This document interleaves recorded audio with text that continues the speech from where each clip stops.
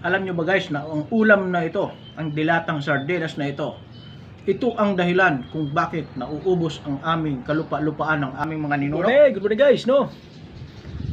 Araw ngayon ng Biyernes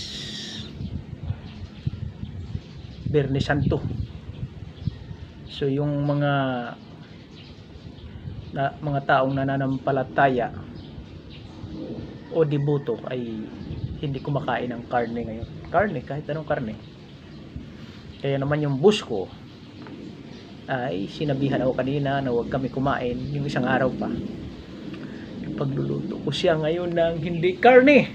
No? Yun sa likod ko, kita niya yan. Isdang tanga. So ito yung ilulutuin natin guys, no? Yan ang ating lulutuin. Igisa natin yan sa sibuyas bawang. Tapos may kangkong, no? Kasi gulay talaga ang gusto ng aking boss. Dapat healthy lagi, no? Okay. Luto na natin, guys. Natin yung bawang. Hindi naman bawal yung isda.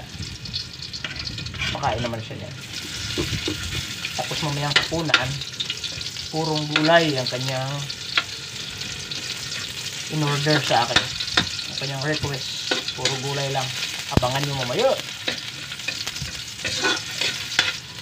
Lagyan na natin ito. Lagyan natin ng sabaw.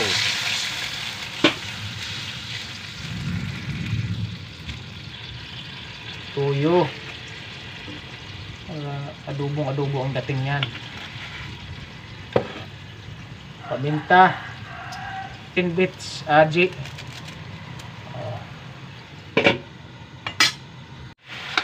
Natin para mas lalong malasa pag durog-durog guys, no?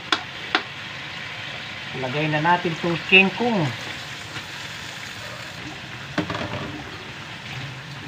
Ito sili.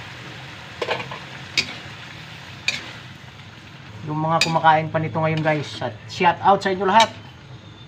Yung hindi na kumakain nito, shout out din.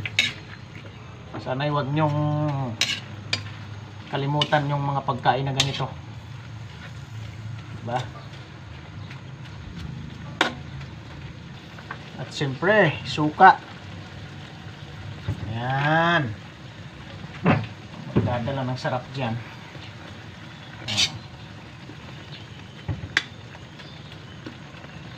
Okay guys, no, abang-abang at kakain na pagkatapos niyan.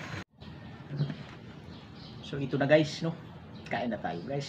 Luto na. Diba? Healthy to. Okay. Sarap. Ginisang kangkong sa sardinas. Adobo lang to siya guys. Isang sardinas lang eh. Busog na kami.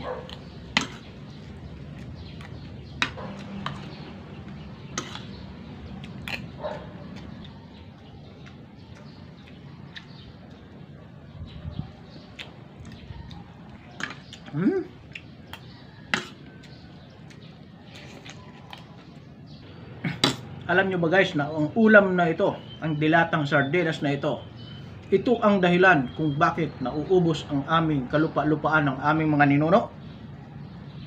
Kaya itong ulam na to ay hindi ko makakalimutan dahil sako-sako, karton-kartong mga dilata ang binigay sa amin ng mga dayo noong panahon para magkaroon sila ng lupa. At ang mga lupa na yun ay hindi bigay, pahiram lang yun dahil lang sa sardinas. Ito talaga ang dahilan.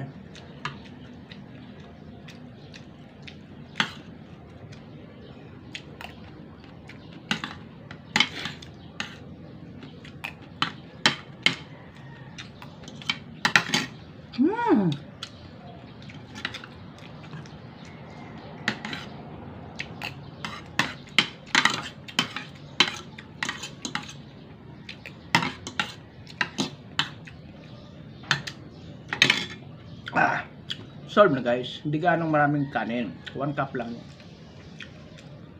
Dahil hindi ko naman kayang magpuasa yung hapon na hindi kakain. Kailangan pa rin ng kanin. Kumakain din kami pero hindi yung maraming sakto lang. Bye guys, salamat sa inyong panonood. Naway mayroon kayong natutunan dito sa aking nilutong ginisang kangkong at sardinas. Bye bye you. Anghang.